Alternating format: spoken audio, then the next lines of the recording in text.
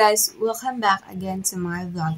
And today's video is we're going to talk about the molar mass. So what exactly is molar mass? Molar mass is the mass of 1 mole of a substance measured in grams per mole.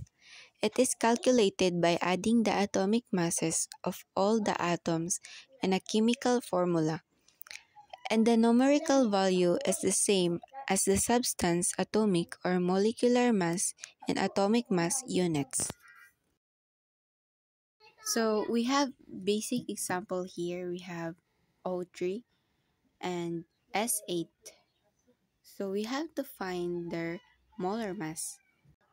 O3 contains 3 oxygen atoms. If we look to the periodic table and find the average atomic mass of oxygen, we see that the atomic mass of oxygen is 16.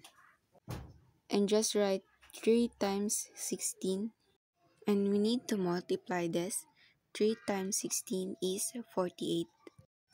So the molar mass of ozone or O3 is 48 grams per mole.